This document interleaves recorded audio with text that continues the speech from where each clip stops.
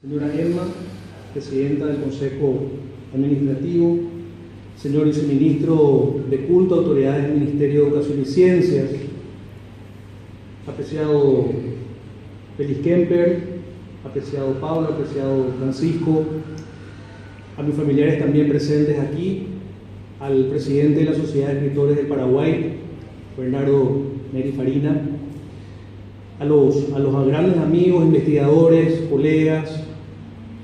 Realmente un privilegio para mí poder participar de esta celebración y del lanzamiento de esta obra que es realmente oportuna en este derrotero que iniciamos a partir de este año con la idea de celebrar el centenario de la Reforma Universitaria de Córdoba.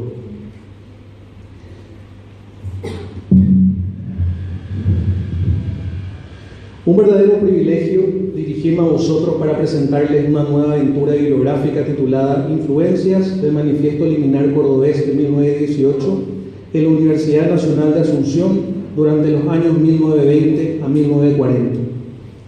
El motivo del tema de investigación, a más de una antigua deuda académica, constituye una oportuna semblanza de la centenaria gesta germinada hace casi 100 años en la ciudad de Córdoba, que insufló de un perenne espíritu transformador, constituyéndose en el faro luminoso que mostró el derrotero a varias generaciones de estudiantes universitarios y catedráticos que reivindicaban la renovación del conocimiento, la evolución de la propia universidad, de la vida social, política, económica y como condición la descolonización de la educación. Córdoba fue el grito emancipador de eco repentino e interminable.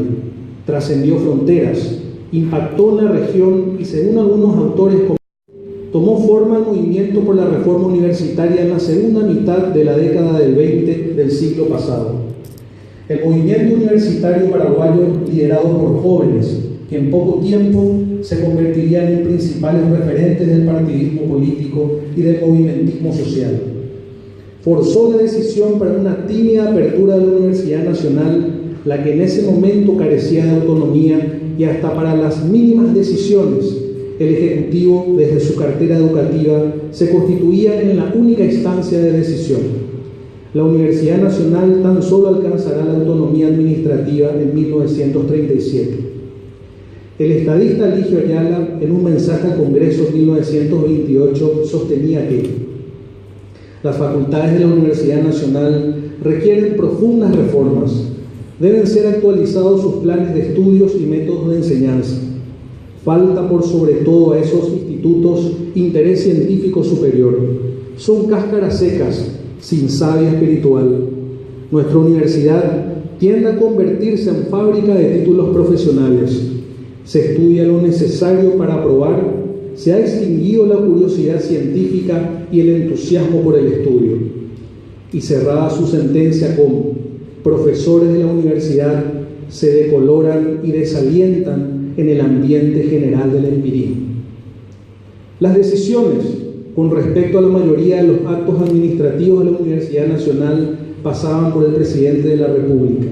Los decretos eran refrendados por el ministro de Justicia, Culto e Instrucción Pública, de posición gravitante como titular de la Rectoría Educativa. A partir de la Ley de Reforma del Régimen Universitario de 1929, la Universidad Nacional tendrá una autonomía limitada.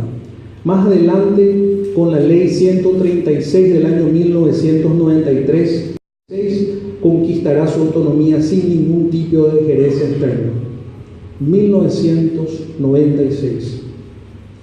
Amén de la copiosa documentación obtenida a la luz de los registros oficiales de las décadas de 1920, 1930 y 1940, utilizamos la herramienta histórica para poner en perspectiva la educación superior en la actualidad, con su dialéctica interna, que muchas veces nos desalienta ante el statu quo de la antítesis. La crisis nos impele a trabajar por políticas públicas en el sector que nos permitan reflexionar sobre el significado de ser universidad pública en el siglo XXI y de la unicidad conceptual en el conjunto de sus quehaceres académicos. Es fundamental mirar y aprovechar las posibilidades de innovación académica que también traen los procesos de globalización. Es posible articular y armonizar los intereses de actores comprometidos con la universidad y de aquellos que necesiten de ella. El manifiesto de 1918, dirigido a los hombres libres de Sudamérica, apelaba a borrar las ataduras de la dominación monárquica y monástica y a conquistar las libertades aún no conseguidas. La Universidad Paraguaya nació bajo la Constitución Liberal de 1870. Eran otras las reivindicaciones de esa época.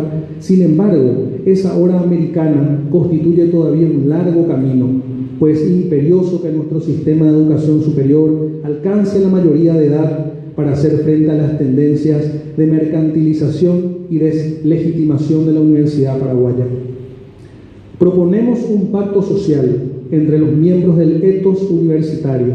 Necesitamos priorizar trabajo científico, comunidad científica, innovación, emprendedurismo y superar el excesivo peso de ciertas variables que no nos permiten avanzar hacia peldaños de excelencia. La calidad sigue en deuda, pero los esfuerzos colectivos e institucionales deben apuntar al logro de los más altos propósitos. Muchas gracias.